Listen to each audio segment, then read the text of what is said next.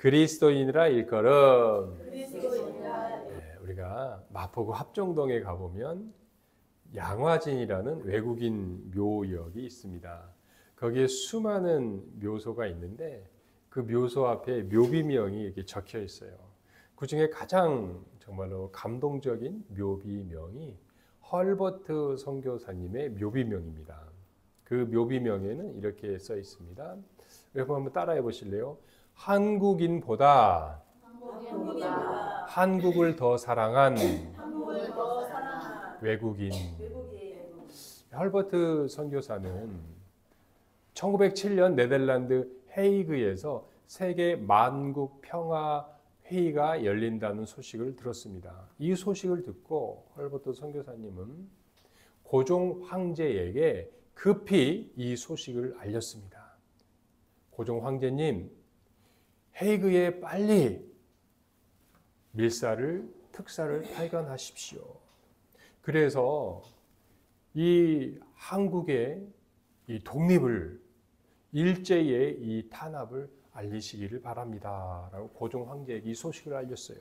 고종 황제는 헐버트 선교사의 이 소식을 듣고 이준 열사, 이상설 열사를 비롯한 세 분의 밀사를 헤이그에 파견을 하게 됩니다.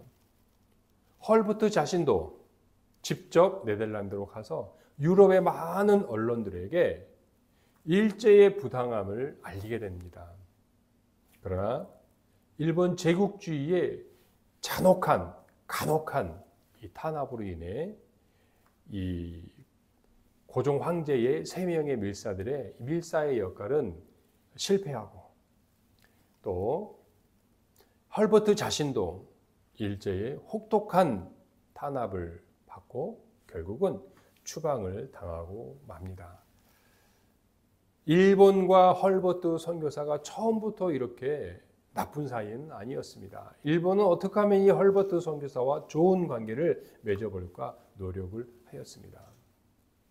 헐버트 선교사가 1905년 10월 달에 일본의 을사늑약을 맺는다는 것을 이 미국의 시어도워 누즈벨트 대통령에게 알리기 위하여 고종의 밀사로 미국을 출국하려고 하였습니다.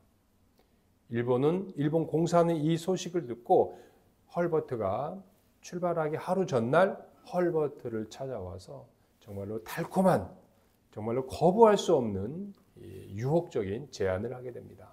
아마 그런 내용이었을 것입니다. 헐버트, 당신이 만약 고종 황제를 배신하고 우리 일본을 도와준다면 당신이 이 땅을 살아가는데 온갖 부귀영화, 이 한국 땅에서 편안하게 살 겁니다. 이런 제안을 했을 것입니다. 헐버트 선교사는 일본 공사의 제안을 이런 지하에 거부하고 한국의 독립을 위해 미국 땅으로 출발을 하게 됩니다. 구한말 헐버트 선교사와 함께 한국 땅에 살고 있었던 또 한 사람의 미국 사람이 있었습니다. 그의 이름은 알렌입니다. 알렌은 의사였습니다. 알렌은 또한 선교사였고 공사였고 미국의 공사였고 또한 이 사람은 사업가였습니다. 사업가적인 기질을 가지고 있었습니다. 알렌이 한국 땅에 살면서 한국 사람들이 그 온돌 문화를 보면서 야, 이거 정말로 좋은 거구나. 그래서 한국의 온돌 문화를 미국 특허청에 특허 신청까지 하게 되었습니다. 남다른 이 선교사였지만 공사였지만 사업가 기질이 있어서 동서개발회사라는 이 회사를 차리고 또 데슬라라는 은행까지 차려서 당시 하와이 사탕수수 농장을 떠날 한국인들을 모집하고 홍보하는 일에 힘을 썼습니다. 많은 한국인들이 알렌 선교사의 말을 듣고 하와이 사탕수수 농장에 도착하였는데 그의 말과는 달리 혹독한 환경과 고된 노동으로 많은 고생을 해야 했습니다. 헐버트 선교사가 자기 앞에 있는 유혹을 이겨내고 자기의 이익보다는 한국의 독립을 위해 힘을 썼던 이유는 헐버트 선교사는 그리스도인이었기 때문입니다.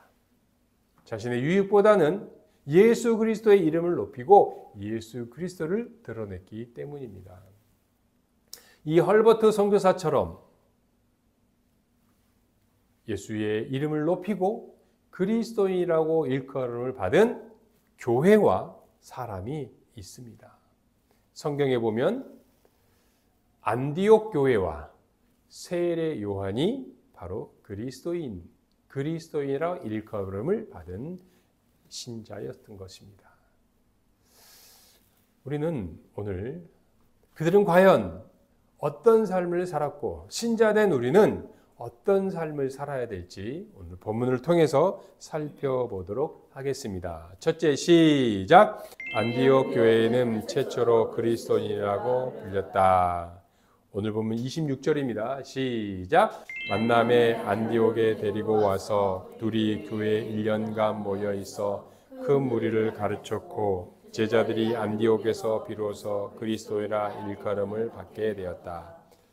여러분, 우리가 안디옥 교회도 있고 안디옥이라는 이름을 많이 들어봤습니다. 이 안디옥은요, 안티오코스라는 뜻인데요. 이 안디옥은 로마 제국의 3대 도시 중에 하나였습니다. 로마 제국의 수도였던 로마, 또 이집트의 알렉산더 대왕을 기념한 알렉산드리아, 그리고 바로 이 시리아의 속주가 안디옥이었습니다. 그러니까 이 안디옥이라는 도시는요, 어마어마한 큰 도시였어요. 이스라엘 사람들에게도 이 안디옥은 밀접한 도시였습니다. 시리아라는 큰 이 동방의 속주에 이스라엘 땅에 속해 있기 때문에 이 유대인들도 이 안디옥과는 밀접한 관계를 맺고 있었다는 것이죠. 이 안디옥에 이 초대 교회가 생기게 됩니다. 안디옥의 교회가 생겨나게 된 유래는 이렇습니다. 초대교회, 기독교의 최초의 교회였던 예루살렘 교회가 핍박을 받게 됩니다. 예루살렘 교회의 이 신자였던 성도였던 스데반 집사가 핍박에 의해 순교를 당하게 됩니다. 스데반 집사가 죽게 되자 그 핍박이 더 심해지자 이제 예루살렘 교회의 성도들이 이제 뿔뿔이 흩어지게 됩니다. 예루살렘 교회의 성도들이 디아스포라 전 세계로 흩어지면서 이들이 그냥 도망간 것이 아니라 그들이 흩어지면서 도망치면서 흩어지면서 예수 그리스도의 복음을 전하게 되는 겁니다. 그중 몇몇이 이 안디옥이라는 도시에 와서 예수 그리스도를 전하고 복음을 전하자 안디옥의 많은 사람들이 예수님을 믿게 됩니다. 그래서 자기들끼리 모여 있는 거예요. 이 소식을 예루살렘 교회가 듣고 그러면 이 예루살렘 교회에서 지도자, 정말로 훌륭한 사람 한 사람을 좀 그들에게 목회자로 파송하자 한 사람이 바로 바나바라는 사람을 안디옥 교회에 담임 목회자로 파송을 하게 됩니다. 그래서 안디옥 교회가 생기게 된다는 것입니다. 여러분, 바나바는 어떤 사람이냐? 오늘 본문에 보니까 한번 따라해 보실래요? 착한 사람이요. 성령과 믿음이 충만하였다. 바나바는 착한 사람이고 성령과 믿음이 충만한 사람이었어요. 그래서요, 예수님이 12제자는 아니었지만 초대교회에서 매우 중요한 인물이 이 바나바였다. 이 바나바에 관한 기록은요, 사도행전에 보니까 1차 전도 여행 때 이 바나바와 바울이 루스드라라는 곳에 도착을 합니다. 그렇더니만 이 루스드라 사람들이 바나바를 보자마자 그 앞에 엎드려 경배를 하는 거예요. 당신은 사람이 아니라 당신은 신입니다 라고 경배를 하는 거예요. 바나바가 그러지 말라고, 무슨 소리냐고, 나는 여러분과 같은 사람이라고 그렇게 말을 하던가요. 이 루스드라 사람들이 볼 때 아마 하늘에 있는 이 신이 만약에 이 땅에 내려온다면 이 바나바와 같은 사람이지 않을까라면서 그들이 바나바를 신으로 경배한다는 거예요. 그만큼 바나바는 흔히 말해 외모가 끝내줬다는 거예요. 외모도 잘생겼죠.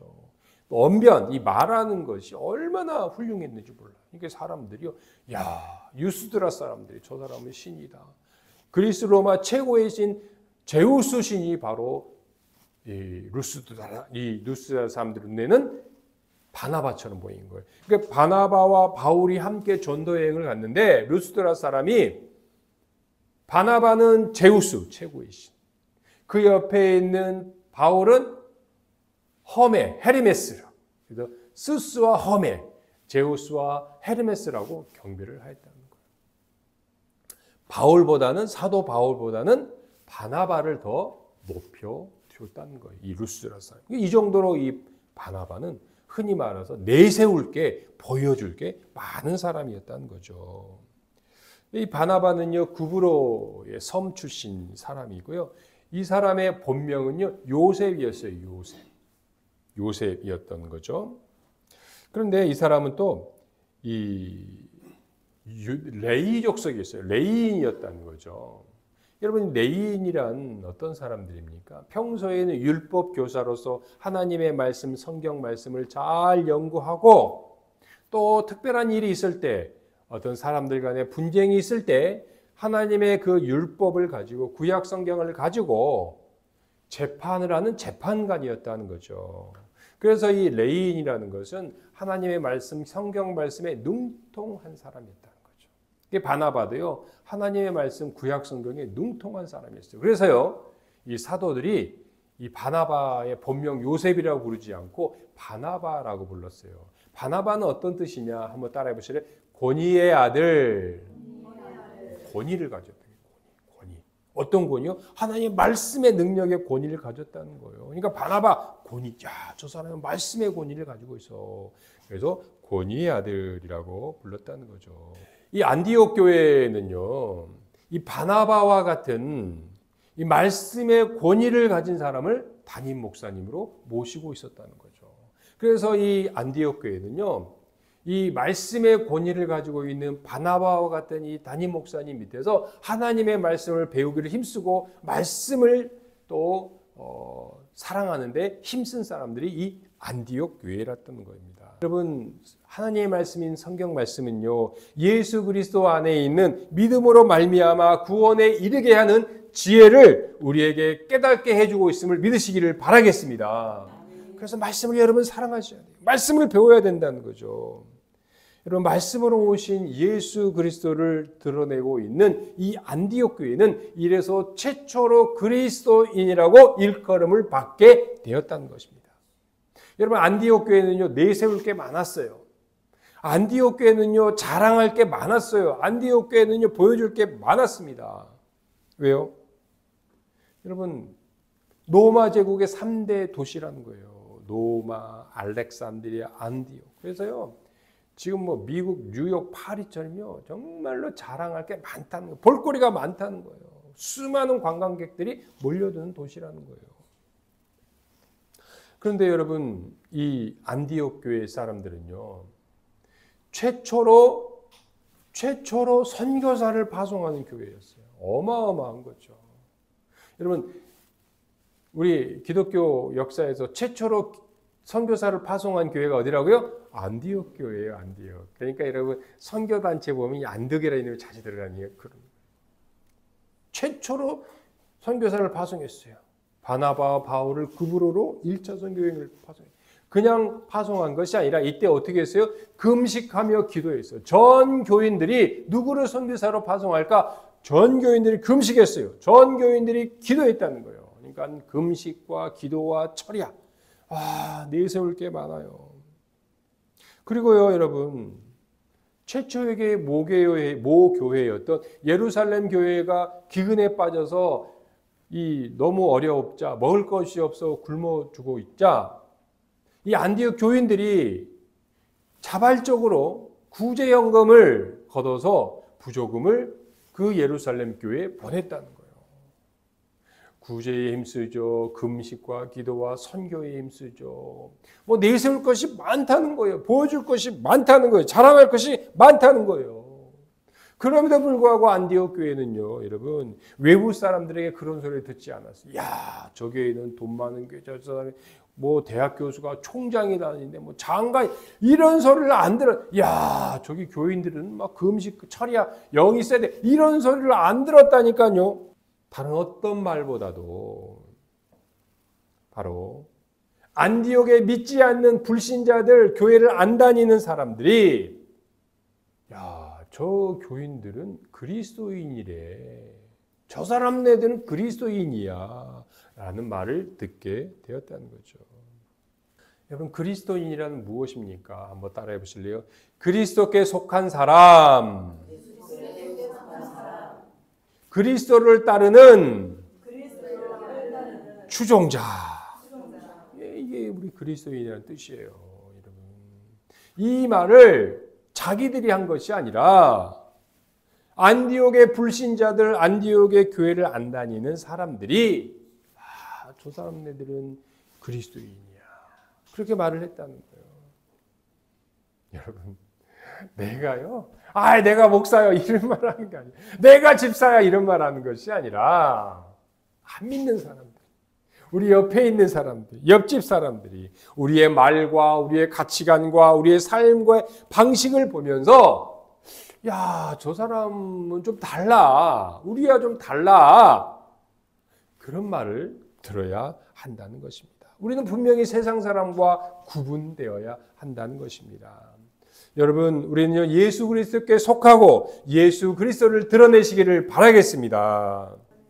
둘째, 시작. 세례 요한은 예수님만을 드러내었다. 마태복음 11장 11절 시작. 내가 진실로 너희에게 말하노니 여자가 낳은 자 중에 세례 요한보다 큰 이가 없도다. 여러분, 성경에는 위대한 인물들이 많아요. 여러분이 한번 생각해 보세요. 위대한 인물이 많잖아요. 아브라함과 요셉과 야곱과. 여러분, 모세는 어떤 사람입니까? 하나님의 율법을, 하나님께 십계명을 직접 받고 정리한 사람이 모세예요. 그래서 모세오경이라고 그러잖아요. 여러분, 다윗 왕은 어떤 사람입니까? 이스라엘 왕국을 세웠어요. 와, 훌륭해요. 여러분, 엘리야는 어떤 사람입니까? 엘리야는요, 죽은 사람을 살려내고 이적과 기적과 능력의 종이 바로 이 엘리야 아닙니까? 이처럼 많은 사람이 구약에 위대하고 훌륭한 사람이 있어요. 그러나 예수님은 세례 요한을 이전 시대를 대표하는 최고의 사람으로, 인물로 꼽았다는 거예요. 그래서 예수님이 뭐라고 그랬습니까? 세례 요한을 보면 여자가 낳은 자 중에 세례 요한보다 큰 자가 없도다라고 예수님께서 칭찬하셨다는 거예요. 이렇게 예수님께서 세례 요한을 칭찬하신, 어떻게 보면 구약 성경을 대표하는, 이전 시대를 대표하는 인물로 꼽은 이유가 무엇일까요? 우리가 복음서를 보며 마태, 마가, 누가, 요한복음을 잘 보면 이 세례 요한과 함께 나타나는 단어가 있어요. 여기에 예수님이 왜 세례 요한을 저렇게 칭찬하셨을까? 그 해답이 나온다는 것입니다. 한번 따라해 보실래요? 증언. 세례 요한이 나올 때마다 그는 증언하는 자여, 증언이라는 말이 따라져 나온다는 겁니다. 요한복음 1장 7절 한번 읽어볼까요? 시작. 그가 증언하러 왔으니 곧 빛에 대하여. 그 세례 요한이 증언하러 왔다는 거예요. 누구? 그 빛, 예수 그리스도를 증언하러 왔대. 요한복음 1장 15절 시작. 요한이 그에 대하여 증언하여 외치되. 여러분, 세례 요한은요, 예수님만을 증언했다는 거예요. 구약시대와 중간기 시대에 모든 사람들을 대표하여 세례 요한이 예수님을 증언하고 있다는 것입니다. 즉, 세례 요한이 증언하기를 예수님이야말로 구약에 예언하였던 메시아가 바로 이분, 이 예수님입니다라고 증언했다는 거예요. 그러므로 구약을 하나님의 말씀으로 받아들이는 사람들은 다 예수님을 메시아로 받아들여야 한다는 말입니다. 세례 요한이 그것을 증거하고 그것을 보증하고 있는 것입니다. 여러분 세례 요한은요 오직 예수님만을 드러내었습니다. 세례 요한의 사역 목적이 바로 주의 길을 예비하는 것이었습니다. 세례 요한이요 요단강에서 세례를 베풀었습니다. 수많은 사람들이 구름대와 같이 몰려드는 거예요. 여러분 세례 요한이요 빵을 준다고 그래서 사람들이 막 세례 요한에 몰려든 것이 회개하라 천국이 가까웠느니라도 죄를 지적하고 회개를 촉구하니까 사람들이 몰려들었다는 거예요. 그러면서요 사람들이 그런 거예요. 당신이 그분이니까, 당신이 우리가 그렇게 이사야 예레미야가 외쳤던 메시아가 우리를 구원할 자가 바로 세례 요한 당신입니까? 라고 물어봤어요. 여러분 세례 요한은요 아무 말 하지 않고요 이상한 표정 지었으면 진짜 자기가 메시아대로 좀 인정받을 수 있었을 거예요. 그런데 세례 요한은 그러지 않았어요. 아니다. 무슨 소리 하는 겁니까? 나는 아닙니다. 나는 오직 그분 내 뒤에 오실 예수 그리스도 예수님의 길을 예비하는 자일 뿐입니다. 나는 예수님의 신발끈도 풀 수 없는 그런 미약한 존재입니다. 라고 자신을 낮췄다는 거예요. 자신은 낮추고 예수님만 높여드렸다는 거예요. 여러분 세례 요한은요 그 어떤 이적과 기적과 이런 거를 보여주지 않았습니다. 여러분 모세는 어떻습니까? 모세는요 홍해 바닷물을 쫙 가른 사람입니다. 여러분 엘리야는 어떤 사람입니까? 엘리야가 기도하자 하늘에서 불이 떨어졌어요. 세례 요한 너무 밋밋해요. 아무것도 안 했어요. 오직 예수 그리스도만을 높여드리고 예수 그리스도만을 증언했을 뿐이라는 거예요. 그럼에도 예수님은 모세보다 엘리야보다 세례 요한을 가장 큰 자라고 칭찬을 했습니다. 여러분 세상 사람들은요 자꾸 뭔가를 좀 보여주기를 바랍니다. 그래서요 누군가 기적을 일으키면 우르르르 몰려가는. 여러분 그러나 그것은요 조심해야 된다는 거예요. 나방이요 저녁에 불을 보고 우르르 갔다가 어떻게 돼요? 결국은 날개가 타고 결국은 불에 타 죽고 만다. 여러분 요한계시록 13장 12절에 이런 말씀이 나옵니다. 시작. 큰 이적을 행하던 심지어 사람들 앞에서 불이 하늘에서 땅에 떨어져 내려오게. 엘리야처럼요 온갖 쇼를 온갖 이적을 보여준다는 거예요. 하늘에서 불이 떨어지게 한다는 거예요. 그러면서 이렇게 얘기합니다. 자 보세요. 구약시대에 엘리야도 참 선지자와 거짓 선지자가 누군가를 분별할 때 하늘에서 불이 떨어졌듯이 지금 이적과 기적과 장풍을 쏘고 있는 내가 참 선지자다 하고 선전을 하는 사람들이 있다는 거예요. 그런데 여러분 이처럼 이적과 기적은 이러한 것들을 통해 자기가 참 선지자라고 능력의 종이라고 현혹하는 사람들이 많다는 거예요. 여러분 신구약 성경이 완성되기 전까지는 이런 이적과 기적이 곳곳에서 일어났어요. 그러나 성경이 완성된 후에는 이제는 다릅니다.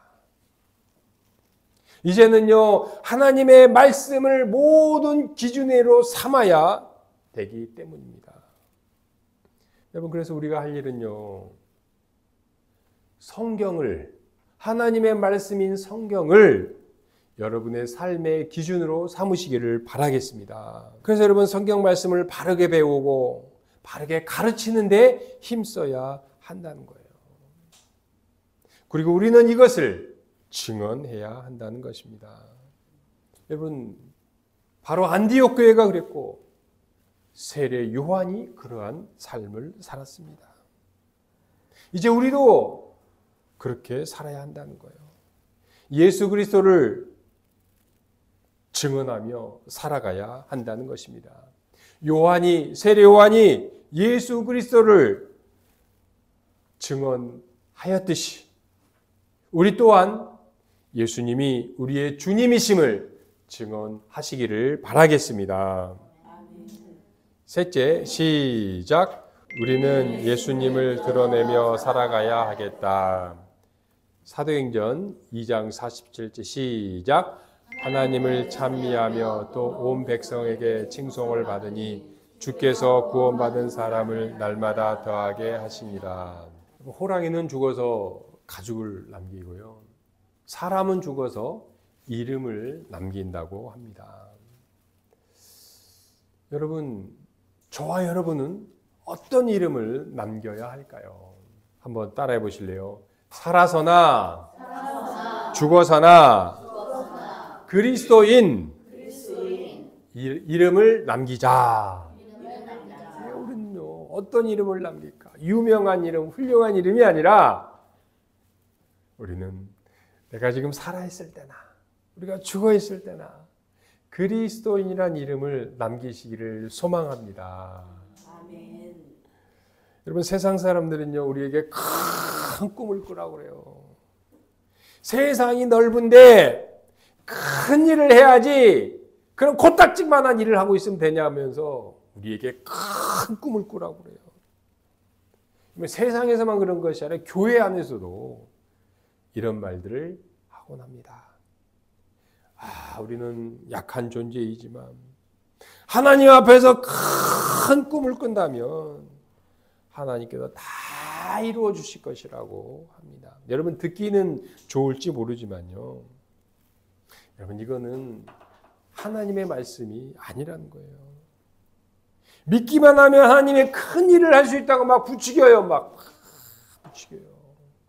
부추겨요 우리를. 그래서 낮은 곳에서 자기에게 주어진 일을 충실하게 살아가고 있는 사람들을 마치 인생의 실패자요, 인생의 루저요, 하나님의 뜻에 불순종하는 사람으로 또 취급을 하고 있습니다. 분명한 것은요, 여러분, 성경 어디에도 그런 말은 없습니다. 그것은요, 성경적이지가 않아요. 하나님은요, 각 사람에게, 각 사람을 창조하실 때에 각자에게 맞는 사명을 주셨다는 거예요. 그래서 우리는요, 하나님이 나에게 주신 사명이 무엇인가, 나에게 주신 은사와 달란트가 무엇인가를 그것을 찾고 그것에 충성하며 충실하게 살아가는 인생이 바로 성공적인 인생이요, 주님이 기뻐하시는 인생임을 믿으시기를 바라겠습니다. 여러분, 안디옥 교회가 그런 삶, 세례 요한이 그러한 삶을 살았다는 겁니다. 자기들에게 주어진 일이 거창하지 않고 세상 사람들이 볼 때 부러워하지 않을지언정, 비록 남들이 볼 때 초라할지언정 예수님만 드러내고 예수님만 높일 수만 있다면 그것이 가장 복된 인생이라는 거예요. 저와 여러분 또한 그렇게 살아가시기를 바라겠습니다. 아멘.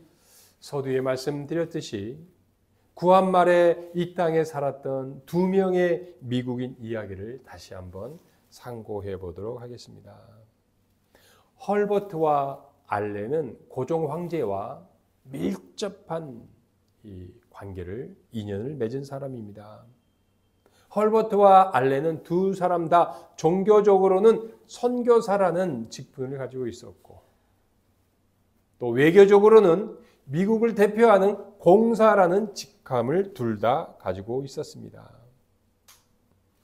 알렌은요, 의사로서, 닥터로서 당시에는 이적과 기적과 같은 그 놀라운 현장들을 주위 사람들한테 보여준 사람입니다. 1884년 갑신정변 때 큰 이 싸움이 벌어졌는데요. 바로 이때 이 고종 황제의 처남이었던 민영익이, 민비의 동생이죠. 민영익이 이 무사의 칼을 맞고 자상을 입어서 숨이 헐떡헐떡 넘어가서 죽게 된 상황입니다. 당시에 이 급소에 칼을 맞으면 그냥 죽는 거예요. 고칠 방법이 없어요. 고종 황제의 어이였던 한의사들이 뜸을 놓고 찜을 놔도 살릴 수가 없었어요. 그냥 포기하고 있었어요. 이때 의사였던 닥터 알렌이 와서 서양 의술 쓱쓱 뭡니까 여러분? 소독약으로 하고 치료했더니만 벌떡 일어난 거예요. 기적이 일어난 거예요. 당시 최고의 한의사들이, 최고의 의사들이 다 포기했는데 서양 의술을 가진 알렌이 죽어가고 있는 고종 황제의 처남 민영익을 살려낸 거예요. 사람들이 와, 저 사람은 어떤 신이다 신. 죽어가는 사람을 살려냈어요. 그래서 알렌은요. 그 즉시로 고종 황제의 어이, 대통령 주치의가 된 거예요. 그리고 제중원이라는 서양 의술을 이 병원을 만드는 원장이 됐고 많은 사람들에게 한국 사람들의 존경을 받으며 최고의 대우를 받으며 살아갔어요. 근데 여러분 알렌은요 선교사로서 예수 그리스도를 증언했다는 흔적을 찾아볼 수가 없고 그가 그리스도인이라는 흔적을 찾아보기가 어렵습니다. 반면에 헐버트는요. 이 땅 한국 땅에 살면서 대우를 제대로 받지 못했고 시련과 고난을 당했습니다. 1886년 23살의 젊은 청년의 나이로 한국 땅에 유경공원이라는 학원에 교사로 처음 이 땅을 밟았어요. 고종 황제가 이 나라를 근대화를 위하여서 외국어를 전문적으로 가리키는 우리로 말하면 외국어 대학과 같은 유경공원을 세워서 외국인을 교사로 초청했어요. 그런데 구한말 당시 이 황실의 재정이 열악해서 교사들에게 선생님들에게 월급을 제대로 주지 못했어요. 헐버트는 영어와 지리를 가르쳤는데 월급을 제대로 받지 못하고 생활을 궁핍하자 어쩔 수 없이 5년 만인 1891년도에 다시 어쩔 수 없이 미국으로 들어가야 했습니다. 2년 만에 1893년에 헐버트는 미국 선교부의 선교사로 파송을 받고 다시 한국 땅에 들어옵니다. 그는 일제의 탄압에 맞서서 한국의 독립을 위하여 열심히 한국을 돕다가 결국 쫓겨나서 다시 추방을 당하고 맙니다. 헐버트는 한국 땅에 살면서 제대로 대우도 받지 못하고 궁핍함과 시련과 고난을 당했어요. 우리나라가 해방을 맞이하고 나서 이승만 대통령이 헐버트 선교사를 최고 예우로 국빈 방문을 초청했습니다. 86세의 노후를 이끌고 이 땅에 온 헐버트는 오랜 여정의 노독으로 인하여 그만 쓰러지고 말았습니다. 1949년 8월 5일 날 그는 이 땅에서 마지막 숨을 거두면서 유언을 남깁니다. 영국의 웨스트민스터 사원보다 한국 땅에 묻히기를 원합니다. 그의 유언에 따라 헐버트는 그가 사랑했던 한국 땅 양화진에 안장이 됩니다. 그가 서거한 지 50주년이 되는 1999년에 그의 묘비 있는 흔적을 그동안 방치되어 있던 그의 묘비에 그가 서거 50주년이 되는 해에 당시 대통령이었던 김대중 대통령의 희호를 받아 그의 묘비병을 새기게 되었습니다. 한국 사람보다 한국을 더 사랑한 외국인 헐버트. 여러분, 헐버트 선교사는요, 그에게 다가온 일본의 그 달콤한 유혹, 그들의 말만 들어주면 이 땅에서 잘 먹고 잘 살 수 있는 그런 유혹을 물리칠 수 있었던 비결은 자신의 안위보다 자신의 삶의 보장보다도 그리스도를 드러내고 예수 그리스도의 이름을 증언하는 삶을 택했기 때문입니다. 헐버트가 지금까지도 한국인에게 사랑을 받는 이유는 자기 앞에 있는 아니보다 바로 예수 그리스도의 이름을 높이며 그리스도인으로 살아갔기 때문에 그는 여전히 한국인의 사랑을 받고 있습니다. 헐버트는 이 땅에서 그리스도인 신자의 삶을 살았습니다. 한국인들로부터 그분은 그리스도인이야라는 말을 들었다는 것입니다. 그렇다면 여러분, 신자된 우리는 어떤 삶을 살아가야 될까요? 우리는요, 능력 있는 사람, 잘난 사람이 아니라 그 사람은 그리스도인이야. 여러분, 주위 사람으로부터 그리스도인이라 일컬음을 받으시기를 바라겠습니다. 아멘.